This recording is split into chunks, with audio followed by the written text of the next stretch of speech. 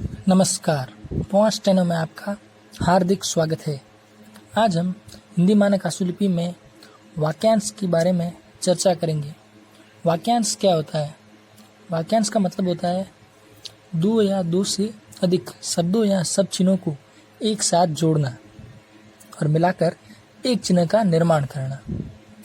जैसे कि कोई दो सब चिन्ह हो, उन्हें एक साथ कैसे जोड़ना है, आज इसमें हम सीखेंगे। हम पहले इसका एक एग्जांपल लेते हैं। जैसे कि ये पहला शब्द लिखा हुआ है इसलिए।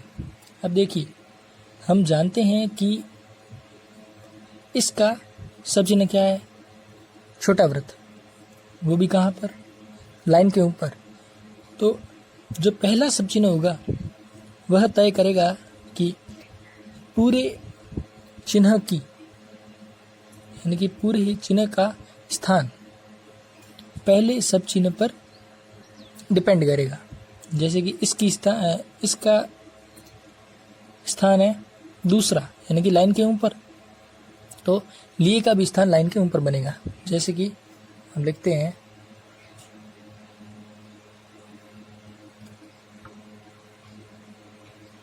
इस प्रकार से, ये इस और ये लिए। इसका मतलब हो गया इसलिए। अगर हम लिखें इसीलिए, तो देखिए इसी का स्थान कौन सा है? लाइन के नीचे। तो इसका स्थान बन जाएगा इसीलिए, क्योंकि देखिए लिए का चिन्ह है ल की आकृति और वो भी लाइन से कटकर। लेकिन इसका जो चिन्ह है उसको लिए के साथ जोड़ना है, इसलिए केवल इसके स्थान को ही ज़्यादा हम महत्व देंगे। दूसरे सब चिन्ह या दूसरे शब्द को हम ज़्यादा महत्व नहीं देंगे। जैसे कि हमें लिखना हो इसके लिए हमारे पास इसके का शब्द चिन्ह है, इसके को हम इस प्रकार लिखते हैं और लिए का चिन्ह है ल। तो हमने इस प्रकार से इसे जोड़ दिया, तो ये बन गया इसके लिए। अब देखिए के पहले, के का सब चिन्ह हमारे पास पहले से है, लेकिन हमें इसके साथ पहले को भी जोड़ना है। तो इसलिए हम के का चिन्ह जो नीचे से ऊपर की ओर जाता है उसे हम थोड़ा बदल देंगे। उसे हम क्या करेंगे? ऊपर से नीचे की ओर लिखेंगे। इस प्रकार से देखिए, ये के, ये पहले। हमने इसमें देखिए कि के जो स्थान है उसको हमने थोड़ा बदल दिया है। स्थान जैसे कि के की आकृति होती क्या है? नीचे से ऊपर की ओर। इस प्रकार हम के को लिखते हैं, लेकिन हमने यहाँ पर लिए के साथ के साथ पहले को जोड़ने के लिए हमने क्या किया कि के को नीचे से ऊपर की जगह पर ऊपर से नीचे की ओर लिखा है। ऐसा क्यों किया? क्योंकि हमें के साथ ल को जोड़ना था और ल को नीचे से ऊपर की ओर जोड़ना था, इसीलिए हमने इसको इस प्रकार से लिखा। ठीक है, इसे ऐसे लिखना। एक बार पुनः देख लें आकृति इसकी, के पहले। और इसमें एक बात ध्यान रखने लायक है, इसके बीच में बिंदु करना जरूरी है। पहले के लिए हम ल के बीचों बीच में एक बिंदु करते हैं, यानी कि एक ही मात्रा लगाते हैं, ताकि हमें अच्छे से समझ में आए। और देखिए आगे, इनके लिए हमारे पास इनका सब चिन्ह है, इनका सब चिन्ह है। अब देखिए, इन हम लिखते हैं हवा के अंदर इस प्रकार से, और लिए के लिए हम ल को ऊपर से नीचे की तरफ लेकर आते हैं। हमने ल को ऊपर से नीचे की ओर क्यों लिया? क्योंकि न के साथ अगर हम ल जोड़ते हैं तो ल वह ऊपर से नीचे की ओर ही आता है। ये हमारे पास पहले से एक नियम है। ठीक है, इसलिए हमने ल को ऊपर से नीचे की ओर लिखा। ये बन गया इनके लिए।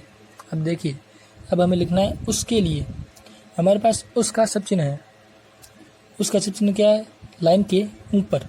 इस प्रकार से हमने पहले उसको लिखा, फिर जोड़ दिया हमने लिए। इस प्रकार से उस लिए, तो ये बन गया उस लिए। अब देखिए इसमें मैंने क नहीं लिखा, क्यों?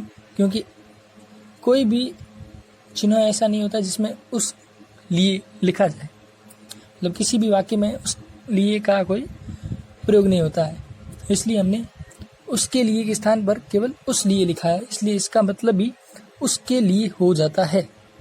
जैसे कि हमें लिखना हो मुझसे पहले, अब मुझसे पहले हम कैसे लिखेंगे? मैं का हमारे पास सब चिन्ह है, ये लिखा हमने मैं।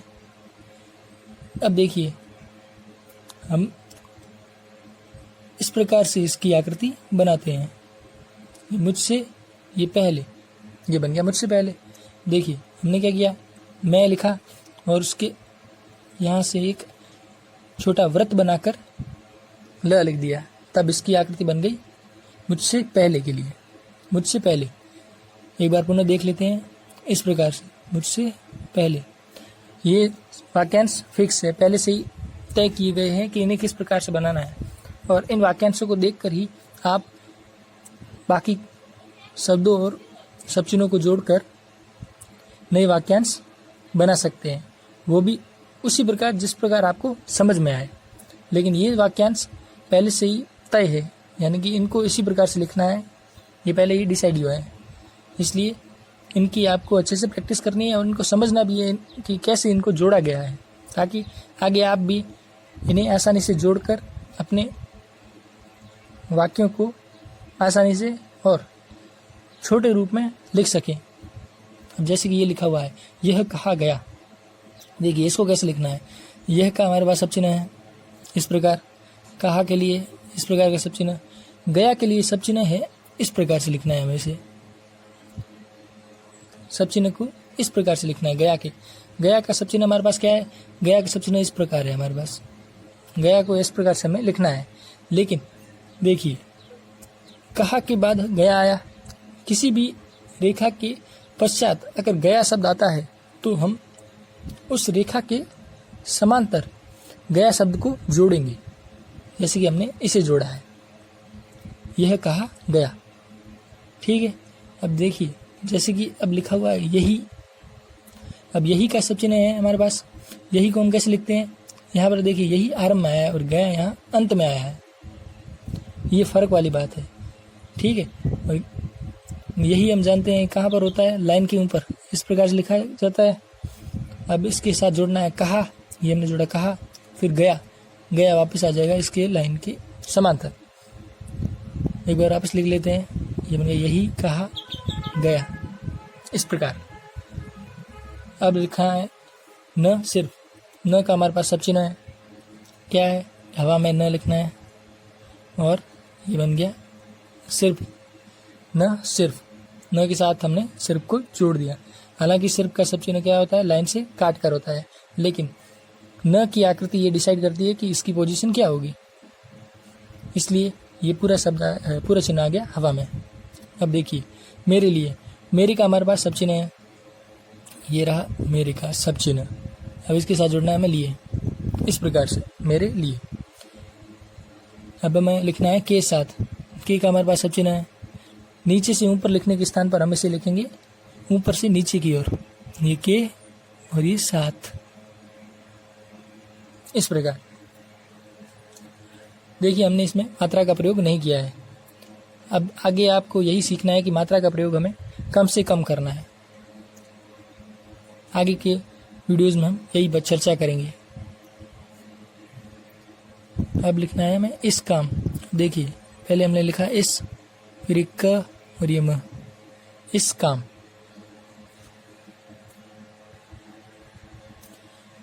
हमने लिखा इस काम। अब अगर हमें लिखना हो तमाम लोग, तमाम का हमारे पास सब चिन्ह है इस प्रकार, और लोग के लिए ल, ये बन गया तमाम लोग।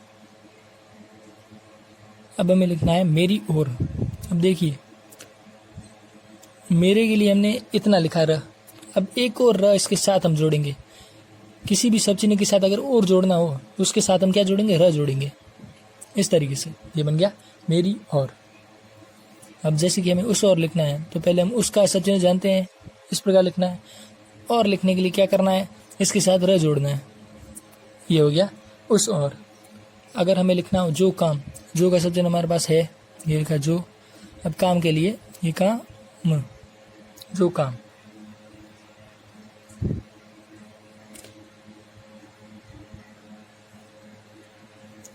अब देखिए हमें लिखना है इन लोगों।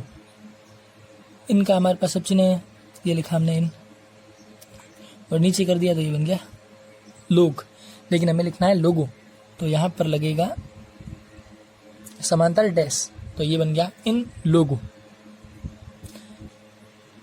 अब देखिए हमें लिखना है उन लोगों। अब उनका स्थान कौन सा है, ये उन होता है लाइन के ऊपर, हमने फिर लिखा ये लोगों, ये बन गया उन लोगों। अब देखिए पहला अवसर कैसे लिखना है, पहला के लिए ल को हम हवा में लिखते हैं, ये पहला, और ये अवसर किस लिए, अवसर हम पूरा जोड़ देते हैं, ये अवसर, पहला अवसर। कैसे लिखा हमने, पहले पहला लिखा फिर अवसर, इस प्रकार से ये बन गया पहला अवसर। अब देखिए हमें लिखना है यह काम। यह काम में क्या करेंगे, पहले हम लिख देंगे इस प्रकार से यह, और आप जोड़ देंगे काम, ये काम, यह काम, इस प्रकार से।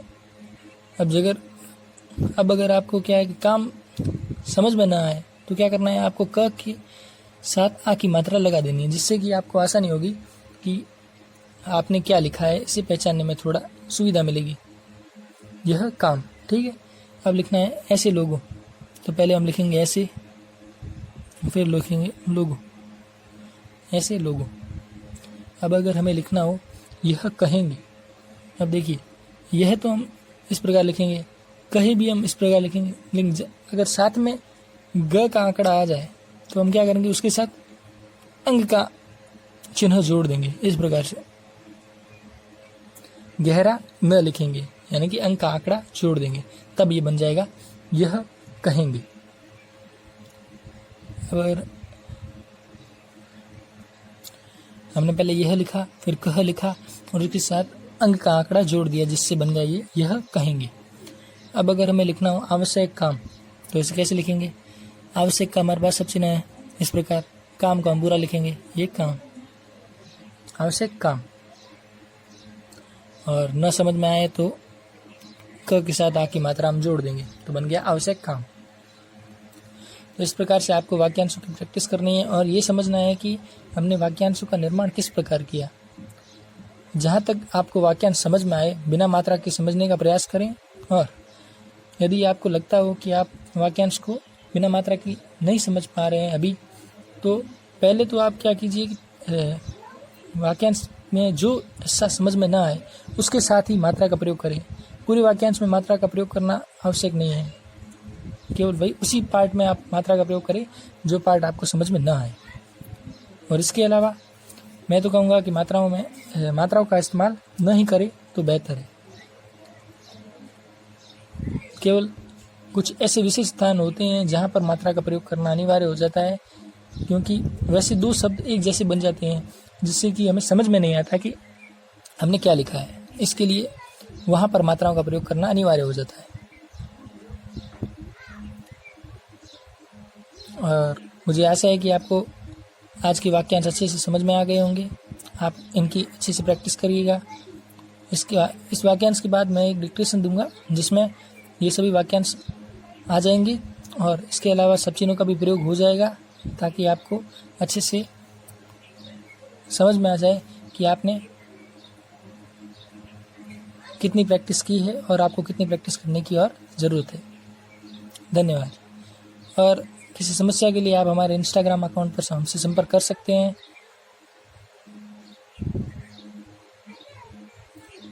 और अगर हमारे चैनल पर आप पहली बार आए हैं तो हिंदी मानक प्रणाली सीखने के लिए आप हमारे चैनल को सब्सक्राइब कर सकते हैं। धन्यवाद।